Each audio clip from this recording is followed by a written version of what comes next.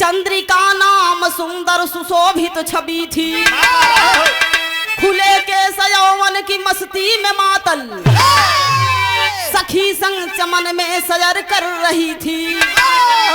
गए घूमने इंद्र जी उस चमन में, अनादर किया चंद्रिका हंसी पड़ी थी। घमंड चूर कर दूं कहे इंद्र जी, एक बरस के लिए श्राप मृत लोक की थी।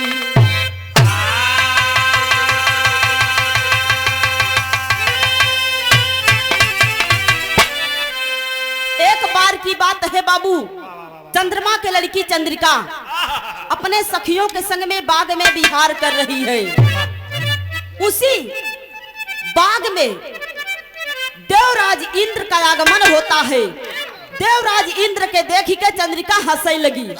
जब हंसने लगी तो देवराज इंद्र से बर्दाश्त न भइल कि हम देवताओं के राजा, हमारे दरबार में सुंदर सुंदर अप्सराएं नृत्य करती है और इसको इतना बड़ा घमंड है अपने सूरत को लेके, जो मुझे देख के हंस रही है, मेरा उपहास उड़ा रही है।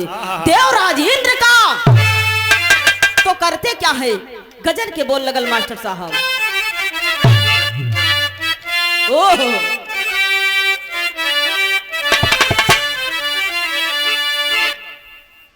मैंने तुमको दिल दिया है,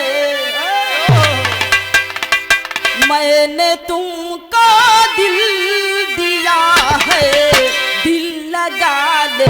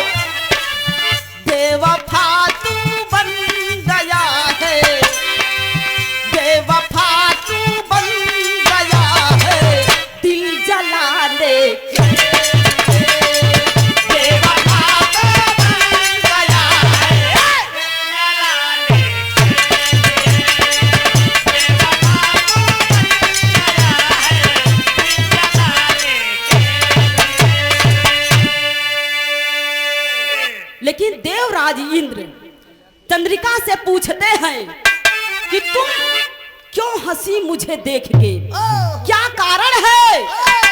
अगर ये मजाक है तो ये बहुत ही गलत मजाक है।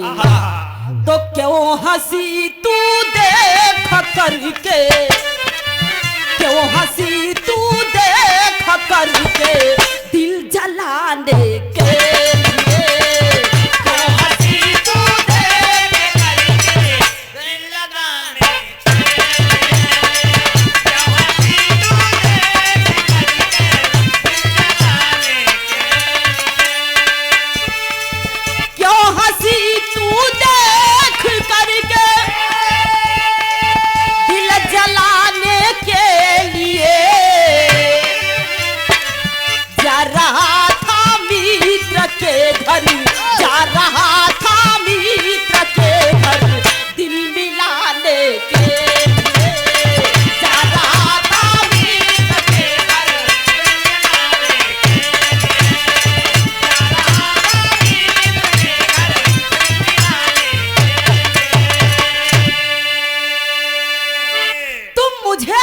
हंसी।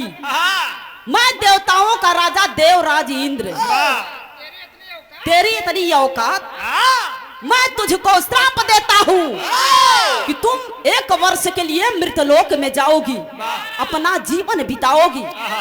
देवराज इंद्र का उपहास उड़ाने की यही सजा है। श्राप दे के चले गए देवराज इंद्र और यह चंद्रिका रोवत रोवत धरती पर प्रस्थान करत बा। प्रस्थान करत बा, गीत लगल मास्टर साहब।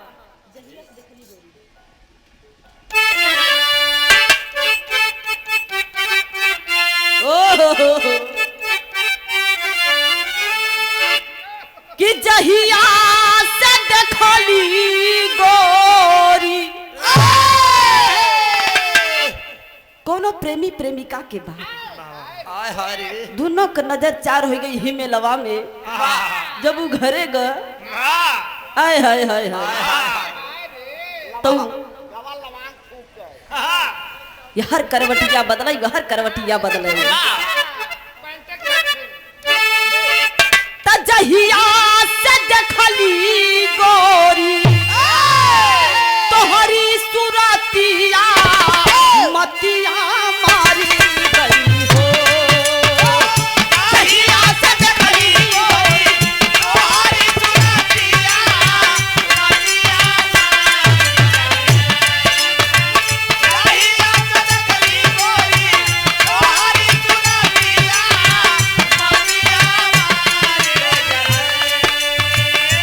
करवट फेरी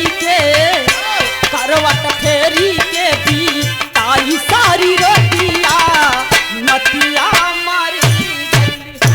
करवट फेरी के भी ताई सारी रोटिया मतिया मारी गई।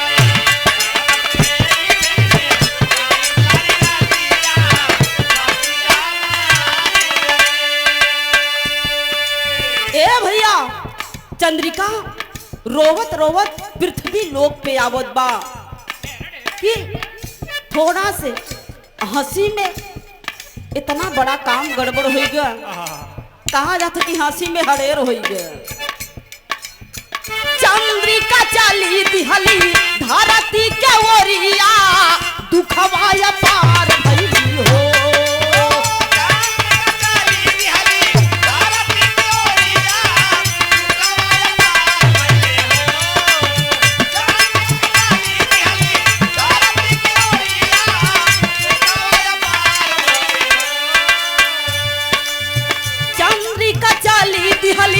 धरती के ओरिया दुखवाया पार भइली हो। कैसे बीते हमारी बारी हो मारिया दुखवाया पार भइली हो। कैसे बीते हमारी जियो।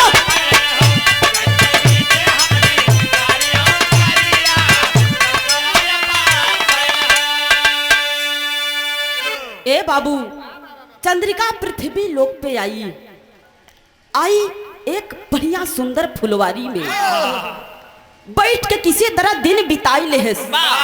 लेकिन जब रात भई तो वो फुलवरिया में से रोवे लगी।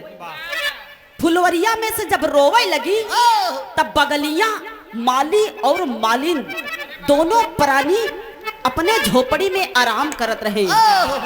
मलिनिया का नींद खुल गई। मलिनिया का नींद खुल गई तो देखा अपने सैया से कहत बा सुनी के आवाज जागल माली कई दुल्हनिया। सुनी के आवाज जागल माली कई दुल्हनिया।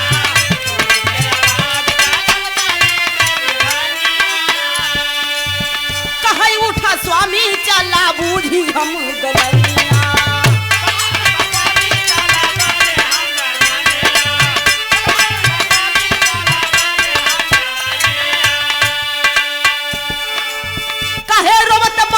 चला हमारी झोपड़िया दुखवाया पार भइली हो।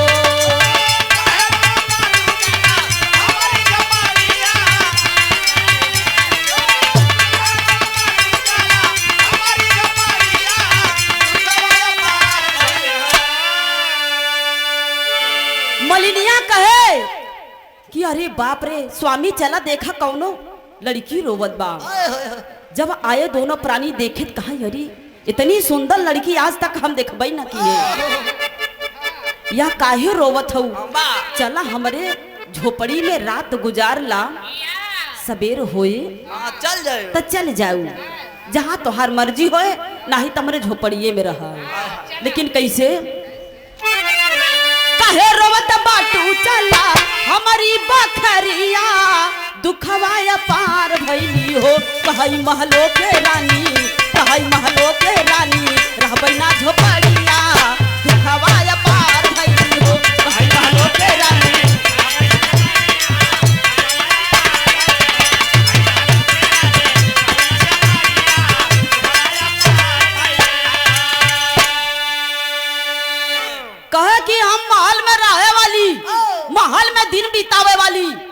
तोहरा झोपड़ी में जाई ना।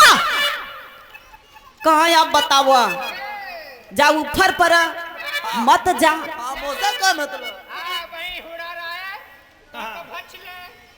हम तो तोहरे भला के लिए कहत रहे, बचा कटाई लेकिन तोहरे समझ में नहीं आवत बा। आखिर तू के हऊ? कहे हम चंद्रलोक से आई हई, हमार चंद्रिका नाम बा। एक बरिस के हमके श्राप मिला बा और हम अपन जीवन किसी तरह बिताई ले, लेकिन झोपड़ी में ना रहा। ए भैया, दोनों प्राणी चला गए हर किसी तरह। रात वो फुलवारी में छिप के बिताए। जब भोरहिया का टाइम हो तब देखा एक घटना घटल।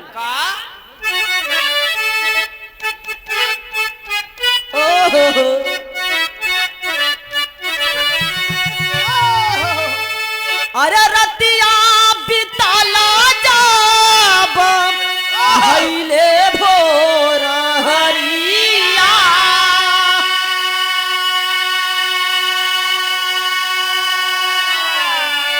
सुमंत अइले बगिया मझार हो।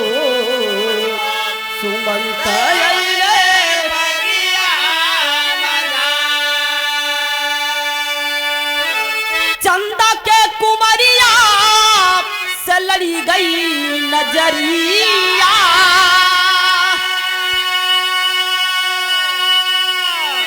कहीं चला गोरी हमारे द्वार हो, कहीं चला गोरी हमारे द्वार। वही नगर के राजा सुमंत सवेरे सवेरे अपने घोड़ा पे सवार होई के शिकार खेले बिहार करे निकला रहे। जब वो बगीचा में पहुंचे तो चंद्रिका के देखते ही मान मोहित हो गई। जब मोहित हो गए, नजरे चार हो गई। चंद्रिका राजा के देखे लगी।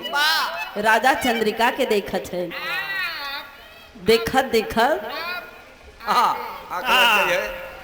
कहे कि कहाँ तोहार घर बा? अरे ये फुलवारी में क्या करत हो?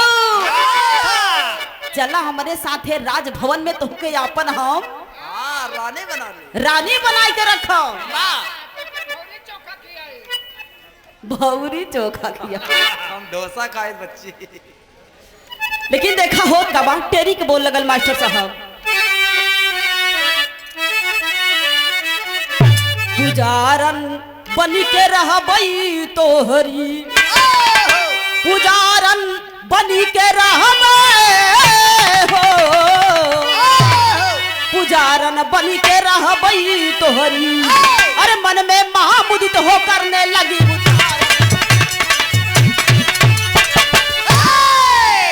मन में महामुदित हो करने लगी उच्चारण, पुजारन बन के रहबई तोहरी।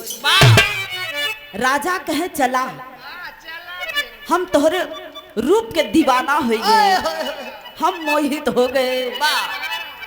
चंद्रिका कहे कि हे राजा, हमहू तोहे देख के मोहित हो गए। कहे आबा, हाथ पकड़ा चला चली।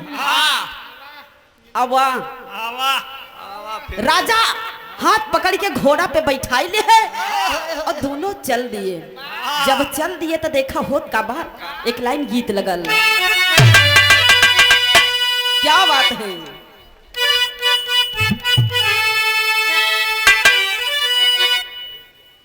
अरे लगतई बसंता जिया, अरे लगतई बसंता जिया, अरे जारी गईले हो,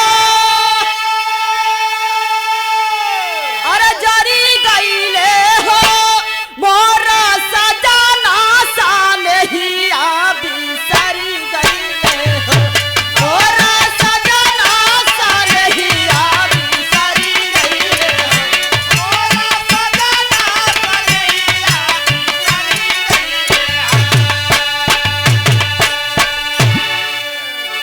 लेकिन वो चंद्रिका मने मने बहुत खुश बा कि एक वर्ष के जवन हमके श्राप मिला रहा राजा के साथे ऐसो आराम से बीत जाए, वाह पता ना चले, हमके कष्ट हो भी ना करे। लड़ी गई नजरिया, अरे लड़ी गई नजरिया, निडरा भइली हो, मोरा चढ़ाली जवनिया सुधर गई हो।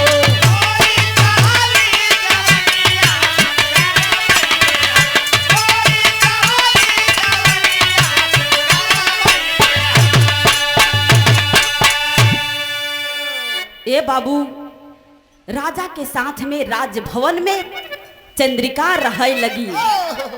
कहा जात हो कि दुख वाला जवन समय होता, दिन होता, उ नाही बीतत, पहाड़ लगत है, लेकिन सुख वाला दिन बहुत जल्दी बीत जात है।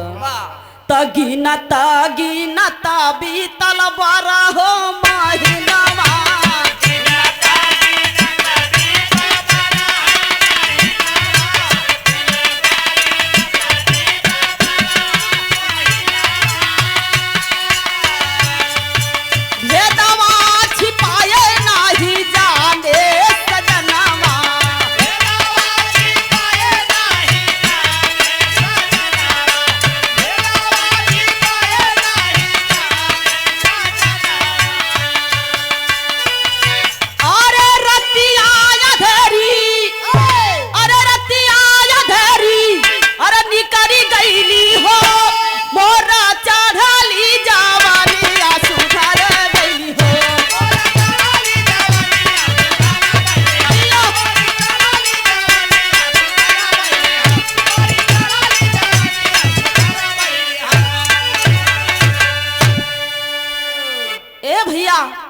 समय बीत गया, धीरे धीरे 1 वर्ष का दिन पूरा हो गया। रात के अधेरिया में वो चंद्रिका चली गई चंद्रलोक। और यार जब सवेर भर राजा के नींद खुली तो वो अपने बेड पर देखे लगे, रानी तब है ये ना। उठ के हेरे लगे पूरे राजमहल में, खोजत खोजत परेशान हो गए। घोड़ा निकाले, हाथ में तलवार लेके चल दिए, चल दिए ये भैया। जहां पर मुलाकात भई रहे वहीं पर पहुंचे तो देखा होत कवा पहपट के भाव कहना बा।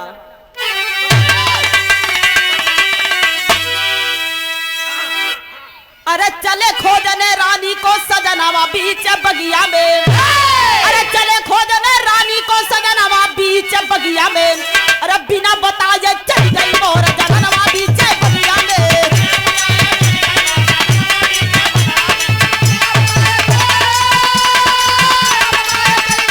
अरे जिया बहादुर जिया,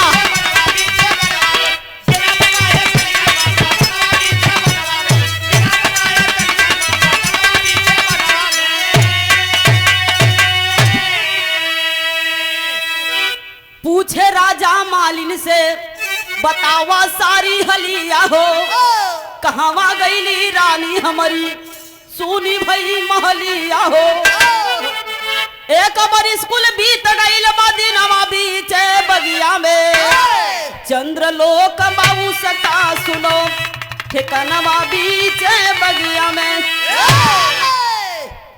मलिनिया कहे हे राजा अब वो यहाँ ना मिली, वो चली गई चंद्रलोक में, ओकर 1 वर्ष के श्राप रहा, अब वो गई यहाँ ना मिली। इतनी बात जब राजा सुने हो, झर झर झर झर आंख से आंसू बहे लगा। तो कैलन का पकड़ी पकड़ी सुमंता रोवे, फूलन कई डरिया हो, टप टप चूवे लागल आंसुआ नजरिया हो।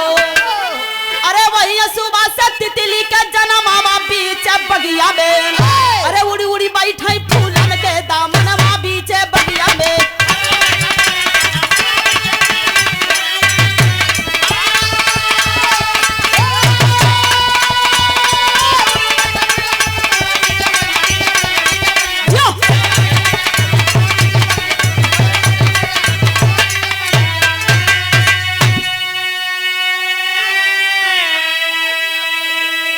राजा सुमंत के आंख से झरझर आंसू गिरे लगा। आंसू गिरत बा, वही आंसू से तितली के जन्म होत बा। तितली जाके फूल पर बैठत बा। अब राजा के आंख से आंसू बहत बा, तितली जाके फूल पर बैठत बा। यहर के बात यहर छोड़ दा, वहर चंद्रलोक में चंद्रिका के देखा का हाल बा। अल्लाह में प्रमाण बा मास्टर साहब। हाय वहर चंद्रलोकवा में अरे चंदा कई कुंवरिया भैया, प्रेमी के वियोगा में रोवे जार जार।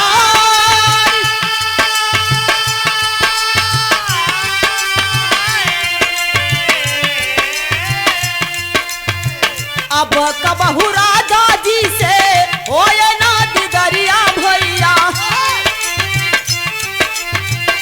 अखिया में कजरा के सजे सिंगार।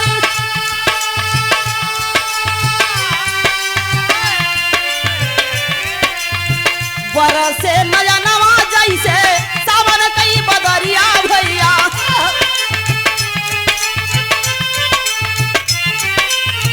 टप टप चुवे लागल यसुआ के धार।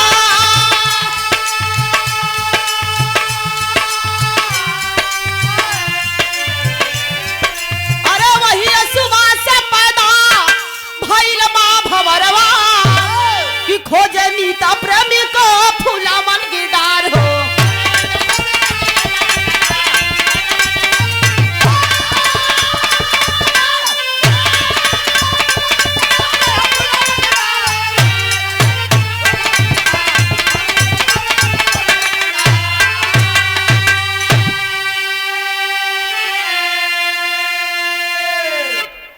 चंद्रिका के आंख से झरझर आंसू गिरत बा। राजा के याद करत बा कि हे भगवान, एक वर्ष के हमके श्राप का मिला, समझा वरदान मिला। राजा से मुलाकात भा, इतना प्यार मिला, अब कबहू दीदार ना होई। राजा के याद में ओकरे आंख से आंसू झरझर गिरत बा। वही आंसू से भौरा के जन्म होत बा। भौरा पैदा होत बा, फूल पर जाके बैठत बा। आज भी कलयुग में प्रमाण बा, जहाँ पर फूल बा वहाँ तितली और भौरा जरूर रहती अपने अपने प्रेमी के तलाश में। कहना बा राम हित गुरु सीता राम कवि कोमल की बलिहारी।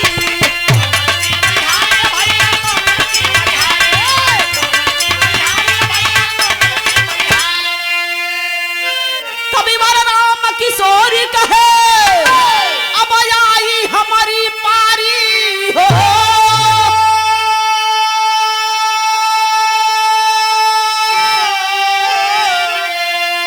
पुजारन बन के रहबई तोहरी, गावे शशि कलामा सारन है जगतारन। पुजारन बन के रहबई तोहरी।